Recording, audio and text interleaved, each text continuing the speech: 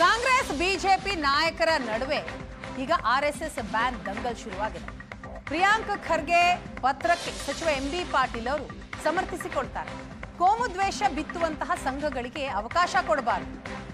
ಕಾನೂನಾತ್ಮಕವಾಗಿ ಏನ್ ತೀರ್ಮಾನ ಮಾಡಬೇಕೋ ಅದನ್ನ ಮಾಡ್ತಾರೆ. ಕಾನೂನಾತ್ಮಕವಾಗಿ ಏನ್ ಕ್ರಮ ತೆಗೆದುಕೊಳ್ಬೇಕೋ ಅದನ್ನ ತೆಗೆದುಕೊಳ್ಳಿ ಅಂತ ಸಚಿವ ಎಂಬಿ ಪಾಟೀಲ್ ಅವರು ರಿಯಾಕ್ಟ್ ಮಾಡಿದ್ದಾರೆ.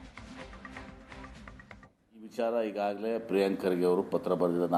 ನಾನು ಮಾತಾಡಿಲ್ಲ ಅವ್ರ ಜೊತೆ. ಬರೆದಿದ್ದಾರೆ ಅಂತೇಳಿ ತಾವು ಮಾಧ್ಯಮದಲ್ಲಿ ಬರೆದಿದೆ, ತಾವು ಹೇಳ್ತಾ ಇದ್ದೀರಿ.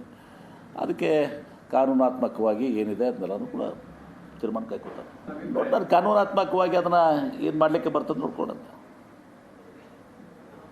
ಯಾವುದೇ ಕೋಮುವಾದಿ ಸಂಘಟನೆ ಇರಲಿ, ಈಗ ನಿನ್ನೆ ನಮ್ಮಲ್ಲಿ ಯಾರೋ ಬರ್ತಾಯಿದ್ರು, ನಾನೇ SP ಫೋನ್ ಮಾಡಿ ಹೇಳಿದೆ, ಏನಾದ್ರು ಬಂದು ಏನಾದ್ರು ಮಾತಾಡ್ತಾರಪ್ಪ, ಅದು ಕ್ಯಾನ್ಸಲ್ ಆಗಿ ಹೋಯ್ತು ಪುಣ್ಯಕ್ಕೆ. ಅದು ಪ್ರಚೋದನೆ ಮಾಡುವಂಥದ್ದು ಇದು ಅದನ್ನು. ಬಟ್ ಈಗ ನಾವು ಈ RSS ವಿಚಾರದಲ್ಲಿ ಪ್ರಿಯಾಂಕ್ ಖರ್ಗೆ ಅವರು ಬರೆದಿದ್ದಾರೆ. ಮುಖ್ಯಮಂತ್ರಿಗಳ ಗಮನಕ್ಕಿದೆ. ಮುಖ್ಯಮಂತ್ರಿಗಳು ಕಾನೂನಾತ್ಮಕವಾಗಿ ನಿರ್ಧಾರ ತೆಗೆದುಕೊಂಡು RSS ನಿರ್ಬಂಧಕ್ಕೆ ಸಚಿವ ಪ್ರಿಯಾಂಕ್ ಖರ್ಗೆ ಬರೆದಂತಹ ಪತ್ರ, ಇದಕ್ಕೆ ಸಂಬಂಧಪಟ್ಟ ಹಾಗೆ ಈಗ ಶಾಸಕ ಬಸನಗೌಡ ಪಾಟೀಲ್ ಯತ್ನಾಳ್ ಅವರು ಗರಂ ಆಗಿದ್ದಾರೆ. ಪ್ರಿಯಾಂಕ್ ಖರ್ಗೆಗೆ ಸವಾಲ್ ಹಾಕಿದ್ದಾರೆ. ದಮ್ ಇದ್ರೆ ಅಕ್ರಮ ಮಸೀದಿ ಮದರಸ ಅದನ್ನ ಬಂದ್ ಮಾಡ್ಲಿ, ಸಾರ್ವಜನಿಕ ಸ್ಥಳಗಳಲ್ಲಿ ನಮಾಜ್ ಬಂದ್ ಮಾಡಿಸ್ಲಿ, ಕೇವಲ ಸನಾತನ ಹಿಂದೂ ಧರ್ಮವನ್ನ ಟಾರ್ಗೆಟ್ ಮಾಡ್ತಿದ್ದಾರೆ. RSS ಶಾಖೆಯಲ್ಲಿ ದೇಶಭಕ್ತಿಯ ಬಗ್ಗೆ ಚರ್ಚೆ ಆಗುತ್ತೆ. ದೇಶಕ್ಕಾಗಿ ಪ್ರಾಣ ಕೊಟ್ಟ ರಾಷ್ಟ್ರ ನಾಯಕರ ಬಗ್ಗೆ ಚರ್ಚೆ ಆಗುತ್ತೆ. ಶಿಕ್ಷಣ ಕೊಡ್ತೀವಿ. ಹರಿಪ್ರಸಾದ್, ಸಿದ್ದರಾಮಯ್ಯ, ಪ್ರಿಯಾಂಕ್ ತಾಲಿಬಾನಿ ಬಚ್ಚಾಗಳು ಅಂತ ಆಕ್ರೋಶ ವ್ಯಕ್ತಪಡಿಸಿದ್ದಾರೆ. ಪ್ರಿಯಾಂಕಾ ಖರ್ಗೆಗೆ ತಾಕತ್ತು ದಮ್ಮಿದ್ರೆ ಕರ್ನಾಟಕದಲ್ಲಿ ಅಕ್ರಮವಾಗಿ ಕಟ್ಟಿಕೊಂಡಂಥ ಮಸೂದೆ ಮದ್ರಸಾಗಳೇನದಾವು ಮತ್ತು ಸಾರ್ವಜನಿಕ ಸ್ಥಳಗಳಲ್ಲಿ ಏನು ನಮಾಜ್ ಮಾಡ್ತಾ ಇದ್ದಾರೆ, ಮೊದಲು ಅದನ್ನು ಬಂದ್ ಮಾಡಿಸಿ.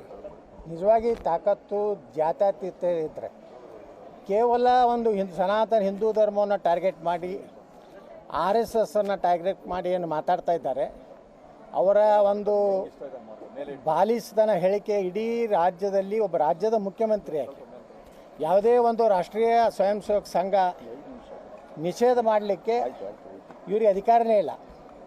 ಸಾರ್ವಜನಿಕ ಸ್ಥಳದಲ್ಲಿ ಇವತ್ತು ರಾಷ್ಟ್ರೀಯ ಸ್ವಯಂ ಸೇವಕ ಸಂಘ ನಡೆಸೋದೇನೋ ಒಂದು ಶಾಖೆಯಲ್ಲಿ ಏನು ಚರ್ಚೆ ಆಗ್ತದೆ? ದೇಶಭಕ್ತಿ, ನಮ್ಮ ದೇಶಕ್ಕಾಗಿ ಮುಡುಪಾಕಿಟ್ಟು ಪ್ರಾಣ ಕೊಟ್ಟಂಥ ರಾಷ್ಟ್ರ ನಾಯಕರನ್ನ ಮತ್ತು ಸನಾತನ ಹಿಂದೂ ಧರ್ಮ ಅಖಂಡ ಭಾರತದಲ್ಲಿರುವಂಥ ನಮ್ಮ ರಾಜ ಮಹಾರಾಜರು, ಅದು ಶಿವಾಜಿ ಮಹಾರಾಜರು ಇರ್ಬೋದು, ಮಹಾರಾಣಾ ಪ್ರತಾಪರು ಇರ್ಬೋದು, ಪೃಥ್ವಿರಾಜ್ ಚೌಹಾಣ್ ಇರ್ಬೋದು, ಒನಕೆ ಓಬವ್ವ ಇರ್ಬೋದು, ಮದಕರಿ ನಾಯಕ್ ಇರ್ಬೋದು, ವೀರಾಣಿ ಕಿತ್ತೂರು ಚೆನ್ನಮ್ಮ ಇರ್ಬೋದು, ಸಂಗೊಳ್ಳಿ ಇಂಥ ಶಿಕ್ಷಣ ಕೊಡೋದೇ ರಾಷ್ಟ್ರೀಯ ಸ್ವಯಂ ಸೇವಕ ಸಂಘದ ಒಂದು ಉದ್ದೇಶ. ಆದರೆ ತಾಲಿಬಾನಿಗಳು RSS ನಿರ್ಬಂಧ ವಿಚಾರದಲ್ಲಿ ಯತ್ನಾಳ್ ವರ್ಸಸ್ ಪ್ರದೀಪ್ ಈಶ್ವರ್ ಎನ್ನುವಂತಹ ಪರಿಸ್ಥಿತಿ. ಅಂದ್ರೆ ದಮ್ ಇದ್ರೆ RSS ಬ್ಯಾನ್ ಮಾಡಿ ಅಂತ ಶಾಸಕ ಯತ್ನಾಳ್ ಅವರು ಹೇಳಿಕೆಯನ್ನ ಕೊಟ್ಟಿದ್ರು. ಯತ್ನಾಳ್ಗೆ ಶಾಸಕ ಪ್ರದೀಪ್ ಈಶ್ವರ್ ಕೌಂಟರ್ ಕೊಟ್ಟಿದ್ದಾರೆ. ನೀವಲ್ಲ, ಯತ್ನಾಳ್ ಅವರಪ್ಪ ಬಂದರೂ ಏನೂ ಮಾಡಲಾಗಲ್ಲ. ವಾಜಪೇಯಿ ಕಾಲ್ ಹಿಡಿದು ಒಂದ್ಸಾರಿ ಸಚಿವರಾದ್ರು, ರಾಜ್ಯದಲ್ಲಿ ಒಂದು ಬಾರಿಯೂ ಮಿನಿಸ್ಟರ್ ಆಗೋದಕ್ಕಾಗಲಿಲ್ಲ.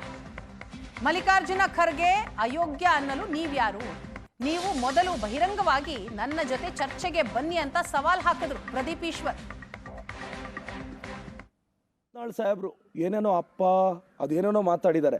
ಯತ್ನಾಳ್ ಸಾಹೇಬ್ರೆ, ಒಂದ್ಸಲ ನಿಮಗೆ ಸ್ಟೇಟಲ್ಲಿ ಮಿನಿಸ್ಟರ್ ಆಗಕ್ಕಾಯ್ತಾ ಸರ್?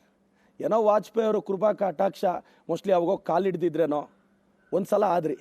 ಒಂದು AICC ಅಧ್ಯಕ್ಷರ್ರಿ ನಮ್ಮ ಮಲ್ಲಿಕಾರ್ಜುನ ಖರ್ಗೆ ಸಾಹೇಬರು, ನಿಮ್ಮ ಫೈಟ್ ಏನಿದ್ರೆ ನಮ್ಮ ಜೊತೆ ಮಾಡಿ, ದೊಡ್ಡವ್ರನ್ನ ಯಾಕೆ ತರ್ತೀರಾ? ಪ್ರಿಯಾಂಕ್ ಖರ್ಗೆ ಸಾಹೇಬ್ರ ಬಗ್ಗೆ ಮಾತಾಡ್ತಿದ್ದೀರ ತಾನೆ, ನಿಮ್ಮ ಹತ್ರ ಫ್ಯಾಕ್ಟ್ಸ್ ಇದ್ದರೆ ಮಾತಾಡಿ ನಮ್ಮ ಜೊತೆ. ದೊಡ್ಡ ಸಾಹೇಬ್ರನ್ನ ಯಾಕೆ ತರ್ತೀರಾ ನೀವು ಇಲ್ಲಿ?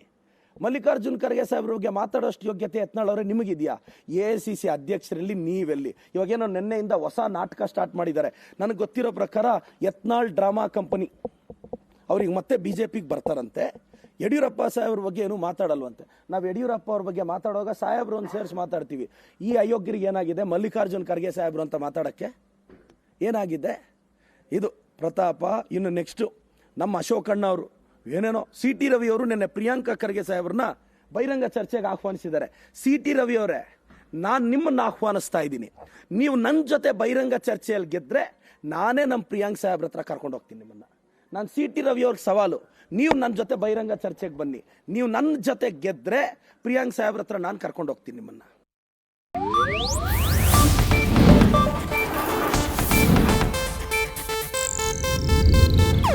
ಇದು ಏಷ್ಯಾನೆಟ್ ನ್ಯೂಸ್ ನೆಟ್ವರ್ಕ್ ಪ್ರಸ್ತುತಿ.